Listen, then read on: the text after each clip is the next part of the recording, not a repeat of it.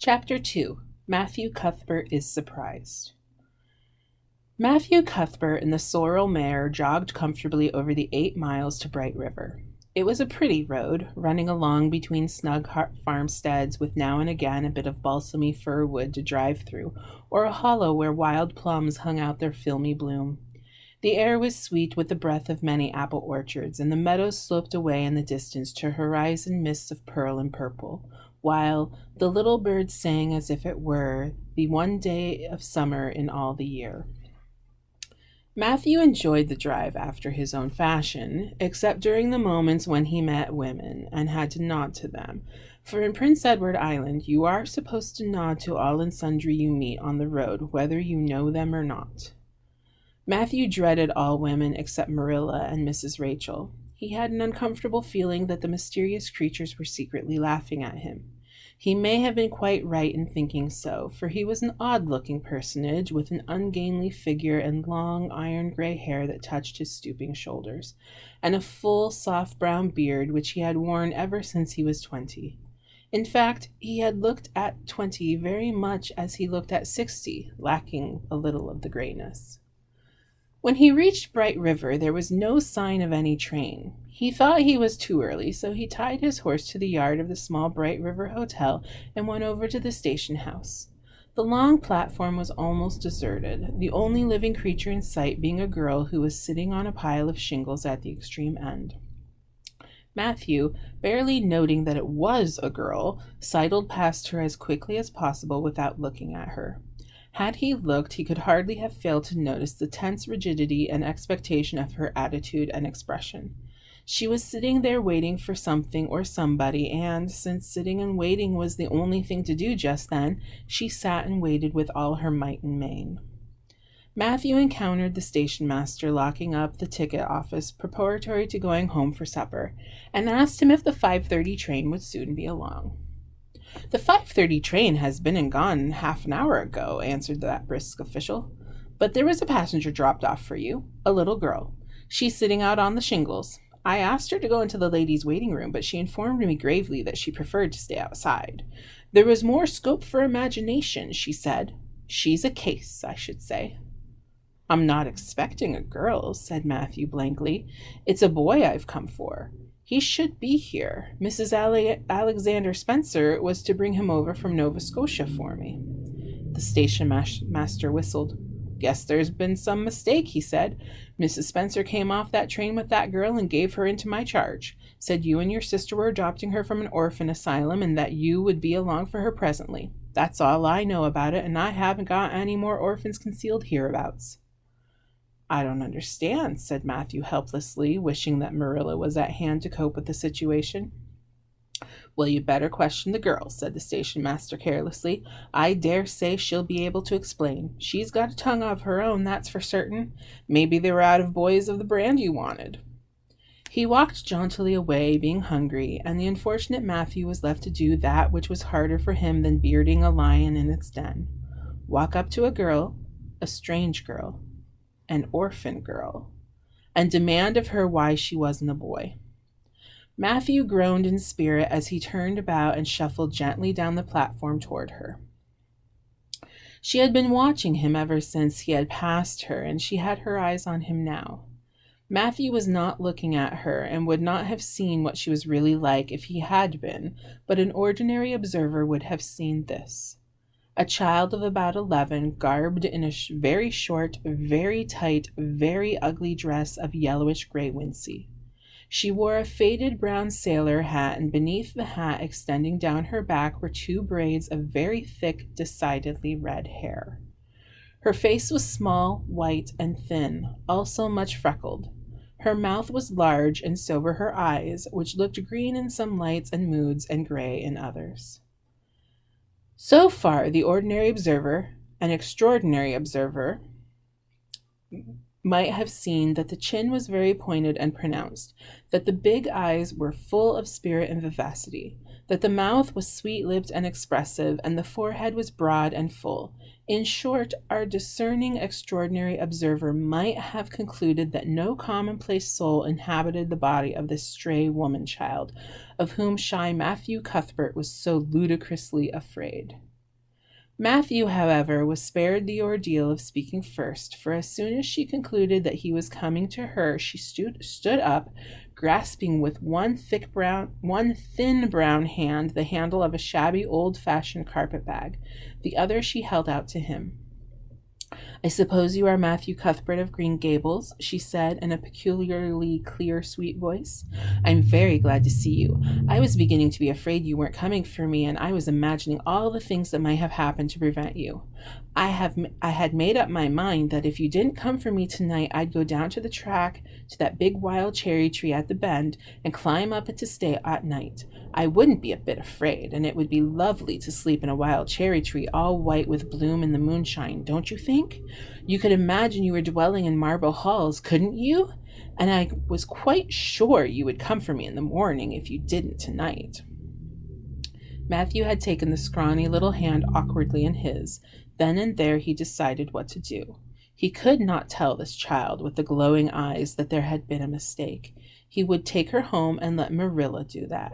She couldn't be left at Bright River anyhow, no matter what mistake had been made, so all questions and explanations might well be deferred until he was safely back at Green Gables. "I'm sorry I was late," he said shyly. "Come along. The horse is over in the yard. Give me your bag." "Oh, I can carry it," the child responded cheerfully. "It isn't heavy. I've got all my worldly goods in it, but it isn't heavy. And if it isn't carried in just a certain way, the handle pulls out, so I'd better keep it because I know the knack of it. It's an extremely old carpet bag. Oh, I am very glad you've come, even if it would have been nice to sleep in a wild cherry tree. We've got to drive a long piece, haven't we? Mrs. Spencer said it was 8 miles. I'm glad because I love driving. Oh, it seems so wonderful that I'm going to live with you and belong to you. I've never belonged to anybody, not really, but the asylum was the worst. I've only been in it 4 months, but that was enough. I don't suppose you ever were an orphan in an asylum, so you can't possibly understand what it's like. It's worse than anything you could imagine. Mrs. Spencer said it was wicked of me to talk like that, but I didn't mean to be wicked. It's so easy to be wicked without knowing it, isn't it? They were good, you know, the asylum people, but there's so little scope for the imagination in an asylum. Only just the other orphans. It was pretty interesting to imagine all the things about them, to imagine that perhaps the girl who sat next to you was really the daughter of a belted earl, who had been stolen away from her parents in her infancy by a cruel nurse who died before she could confess. I used to lie awake at nights and imagine things like that because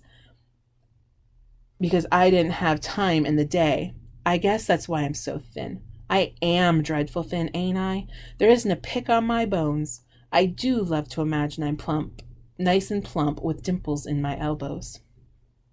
With this, Matthew's companion stopped talking, partly because she was out of breath, and partly because they had reached the buggy.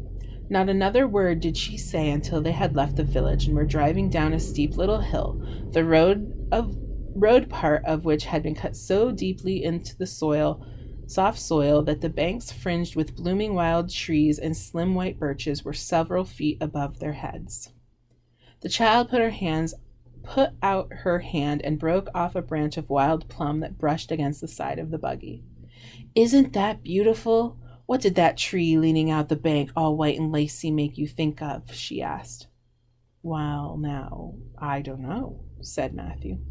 "Why, a bride, of course. A bride all in white with a lovely misty veil. I've never seen one, but I can imagine what she would look like. I don't ever expect to be a bride myself. I'm so homely nobody will ever want to marry me, unless it might be a foreign missionary. I suppose a foreign missionary mightn't be very particular, but I do hope someday I shall have a white dress. That is my highest ideal of earthly bliss. I just love pretty clothes, and I've never had a pretty dress in all my life that I can remember. But of course, it's all the more to look forward to, isn't it?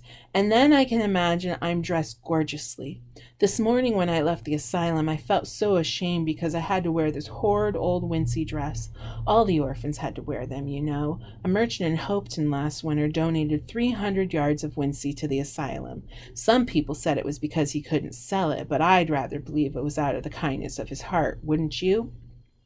When we got on the train, I felt as if everybody must be looking at me and pitying me, but I just went to work and imagined that I had on the most beautiful pale blue silk dress, because when you are imagining, you might as well imagine something worthwhile, and a big hat all flowers and nodding plumes and a gold watch and kid gloves and boots.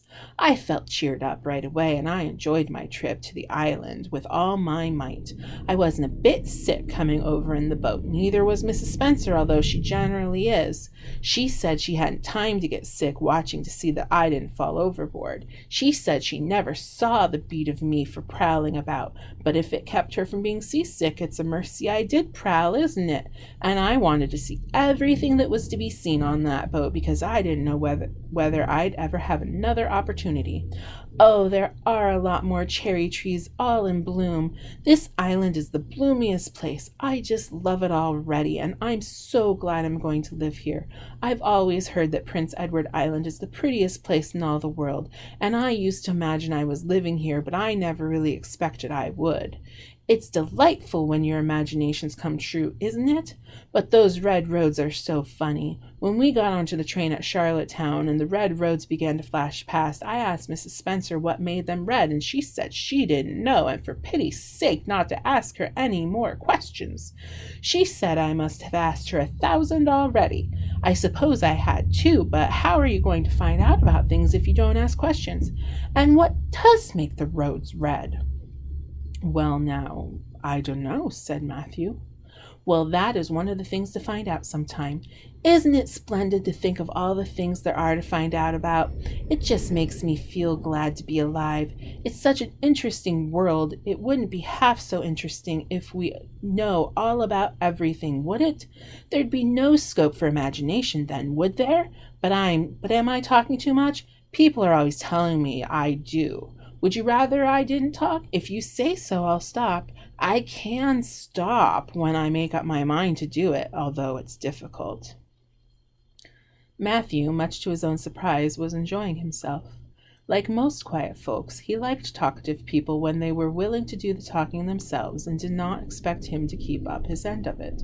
But he had never expected to enjoy the society of a little girl. Women were bad enough in all conscience, but little girls were worse. He detested the way they had of sliding past him timidly with those side-wide glances, as if they expected him to gobble them up at a mouthful if they ventured to say a word.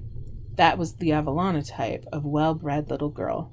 But this freckled witch was very different, and although he found it rather difficult for his slower intelligence to keep up with her brisk mental processes, he thought that he kind of liked her chatter. So he said as shyly as usual, "Oh, you can talk as much as you like. I don't mind." "Oh, I'm so glad. I know you and I are going to get along together fine. It's such a relief to talk when one wants to and not be told that children should be seen and not heard. I've had that said to me 1,000,000 times if I have once, and people laugh at me because I use big words. But if you have big ideas, you have to use big words to express them, haven't you?" "Well, now, that seems reasonable," said Matthew. "Mrs. Spencer said that my tongue must be hung in the middle, but it isn't. It's firmly fastened at one end. Mrs. Spencer said your place was named Green Gables. I asked her all about it, and she said there are trees all around it. I was gladder than ever. I just love trees. And there weren't any at all about the asylum, only a few poor weeny-teeny things out in front of with little whitewashed cagey things about them. They just looked like orphans themselves, those trees did. It used to make me want to cry to look at them. I used to say to them, 'Oh, you poor little things. If you were out in the great big woods with other trees all around you, you and little mosses and June bells growing all over your roots, and a brook not far away, and birds singing in your branches, you could grow, couldn't you?' But you can't where you are. I know just how you feel, little trees. I felt sorry to leave them behind this morning. You do get so attached to things like that, don't you? Is there a brook anywhere near Green Gables? I forgot to ask Mrs. Spencer that. Well, now, yes, there's one right below the house. Fancy. It's always been one of my dreams to live near a brook. I never expected I would, though. Dreams don't often come true, do they? Wouldn't it be nice if they did?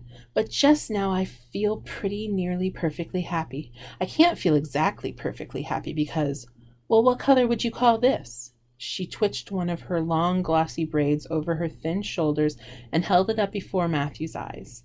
Matthew was not used to deciding on the tints of ladies' tresses, but in this case there couldn't be much doubt.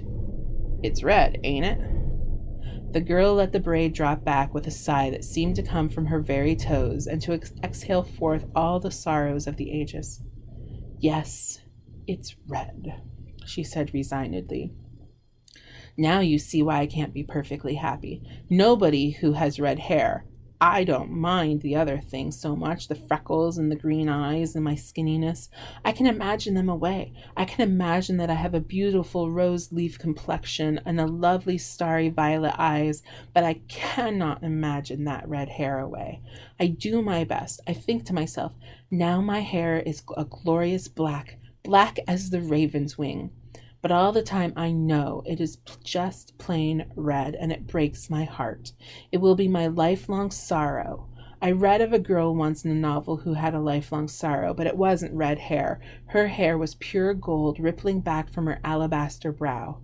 What is an alabaster brow? I never could find out. Can you tell me? Well, now I'm afraid I can't, said Matthew, who was getting a little dizzy. He felt as he had once felt in his rash youth, when another boy had enticed him on the merry-go-round at a picnic. Well, whatever it was, it must have been something nice, because she was divinely beautiful. Have you ever imagined what it must feel like to be divinely beautiful? Well, now, no, I haven't, confessed Matthew ingenuously. I have, often. Which would you rather be if you had the choice? Divinely beautiful or dazzlingly clever or angelically good? Well, now, I don't know exactly. Neither do I. I can never decide. But it doesn't make much real difference, for it isn't likely I'll ever be either. It's certain I'll never be angelically good. Mrs. Spencer says, "Oh, Mr. Cuthbert! Oh, Mr. Cuthbert! Oh, Mr. Cuthbert!" That was not what Mrs. Spencer had said. Neither had the child tumbled out of the buggy, nor had Matthew done anything astonishing. They had simply rounded a curve in the road and found themselves in the avenue. The avenue, so called by the Newbridge people, was a stretch of road 400 or 500 yards long, completely arched over with huge, wide-spreading apple trees planted years ago by an eccentric old farmer. Overhead was one long canopy of snowy, fragrant bloom. Below the boughs, the air was full of a purple twilight, and far ahead a glimpse of painted sunset sky shone like a great rose window at the end of a cathedral aisle. Its beauty seemed to strike the child dumb. She leaned back in the buggy, her thin hands clasped before her, her face lifted rapturously to the white splendor above. Even when they had passed out and were driving down the long slope to Newbridge, she never moved or spoke. Still with rapt face, she gazed afar into the sunset west, with eyes that saw visions trooping splendidly across the glowing background. Through Newbridge, a bustling little village where dogs barked at them and small boys hooted and curious faces peered from the windows, they drove, still in silence. When 3 more miles dropped away behind them, the child had not spoken. She could keep silence, it was evident, as energetically as she could talk. "I guess you're feeling pretty tired and hungry," Matthew ventured to say at last, accounting for her long visitation of dumbness with the only reason he could think of. "But we haven't very far to go now, only another mile." She came out of her reverie with a deep sigh and looked at him with the dreamy gaze of a soul that had been wandering afar, star-led. "Oh, Mr. Cuthbert," she whispered, That place we came through, that white place, what was it? Well, now you must mean the avenue, said Matthew after a few moments' profound reflection. It's kind of a pretty place. Pretty? Oh, pretty doesn't seem the right word to use, nor beautiful either. They don't go far enough. Oh, it was wonderful, wonderful. It's the first thing I ever saw that couldn't be improved on by imagination. It just satisfies me here. She put one hand on her breast. It made a queer, funny ache, and yet it was a pleasant ache. Did you ever have an ache like that, Mr. Cuthbert? Well, now, I just can't recollect that I ever have. I have. I have it lots of time, whenever I see anything royally beautiful. But they shouldn't call that lovely place the Avenue.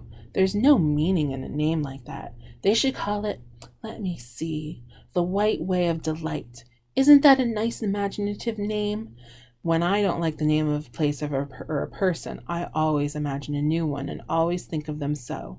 There was a girl at the asylum whose name was Hetspa Jenkins, but I always imagined her as Rosalia DeVere. Other people may call that place the Avenue, but I shall always call it the White Way of Delight. Have we really only another mile to go before we get home? I'm glad and I'm sorry. I'm sorry because this drive has been so pleasant, and I'm always sorry when pleasant things end. Something still pleasanter may come after, but you can never be sure. And it's so often the case that it isn't pleasanter. That has been my experience anyhow. But I'm glad to think of getting home. You see, I've never had a real home since I can remember. It really gives me a pleasant ache again just to think of coming to a really, truly home. Oh, isn't that pretty? They had driven over the crest of a hill. Below them was a pond, looking almost like a river, so long and winding it was. A bridge spanned it midway, and from there to its lower end, where an amber-hued belt of sand-hills shut it in from the dark blue gulf beyond, the water was a glory of many shifting hues, the most spiritual shadings of crocus and rose and ethereal green, with other elusive tintings for which no name has ever been found. Above the bridge, the pond ran up into fringing groves of fir and maple and lay all darkly translucent in their wavering shadows. Here and there a wild plum leaned out from the bank like a white-clad girl tiptoeing to her own reflection. From the marsh at the head of the pond came the clear, mournfully sweet chorus of the frogs. There was a little gray house peering around a white apple orchard on the slope beyond, and although it was not yet quite dark, a light was shining from one of the windows. That's Barry's Pond, said Matthew. Oh, I don't like that name either. I shall call it, let me see, the Lake of Shining Waters. Yes, that's the right name for it. I know because of the thrill. When I hit on a name that suits exactly, it gives me a thrill. Do things ever give you a thrill? Matthew ruminated.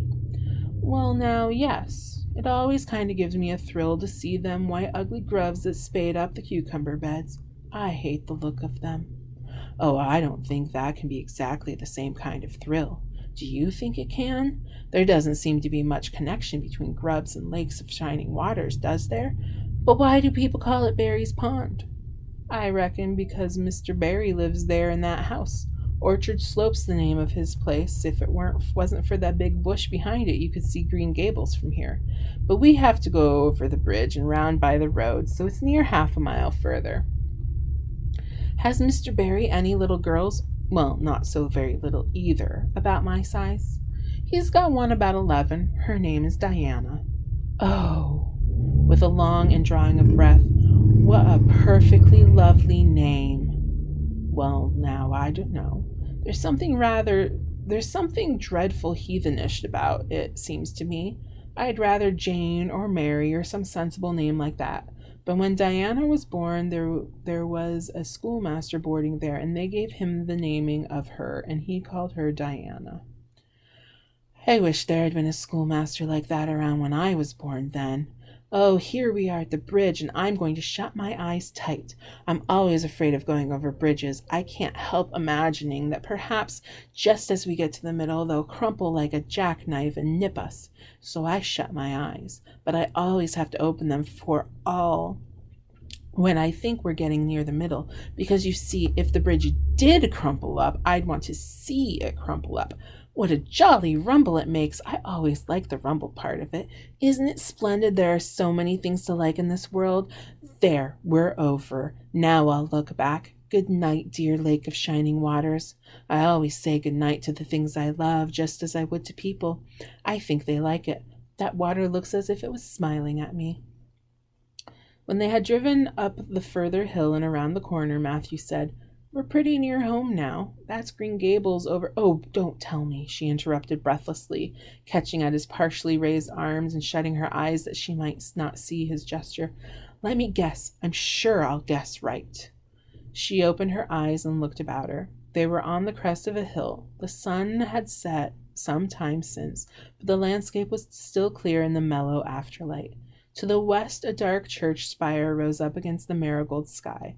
Below was a little valley, and beyond, a long, gently rising slope with snug farmsteads gathered along it. From one to another the child's eye darted, eager and wistful. At last they lingered on one away to the left, far back from the road, dimly white with blossoming trees in the twilight of the surrounding woods. Over it, in the stainless southwest sky, a great white crystal star was shining like a lamp of guidance and promise. "That's it, isn't it?" she said, pointing. Matthew slapped the reins of the sorrels back delightedly. "Well, now you've guessed it, but I reckon Mrs. Spencer described it so's you could tell." "No, she didn't, really, she didn't. All she said might just as well have been about most of the other places. I hadn't any real idea what it looked like, but just as soon as I saw it, I felt it was home. Oh, it seems as if it must be a dream. Do you know, my arm must be black and blue from the elbow up, for I've pinched myself so many times today. Every little while a horrible sickening feeling would come over me, and I'd be so afraid it was all a dream. Then I'd pinch myself to see if it was real, until suddenly I remembered that even supposing it was only a dream, I'd better go on dreaming as long as I could. So I stopped pinching. But it is real, and we're nearly home." With a sigh of rapture, she relapsed into silence. Matthew stirred uneasily. He felt glad that it would be Marilla and not he who would have to tell this waif of the world that the home she longed for was not to be hers at all. They drove over Lynn's Hollow, where it was already quite dark, but not so dark that Mrs. Rachel could not see them from her window vantage, and up a hill and into the long lane of Green Gables. By the time they arrived at the house, Matthew was shrinking from the approaching revelation with an energy he did not understand. It was not of Marilla or himself that he was thinking, but of the trouble this mistake was probably going to make for him, but the child's disappointment. When he thought of that rapt light being quenched in her eyes, he had an uncomfortable feeling that he was going to assist at murdering something, much the same feeling that came over him when he had to kill a lamb or calf or any other innocent little creature. The yard was quite dark as they turned into it, and the poplar leaves were rustling silkily all around. "Listen to the trees talking in their sleep," she whispered as he lifted her to the ground. "What nice dreams they must have." Then, holding tightly to the carpet bag which contained all her worldly goods, she followed him into the house.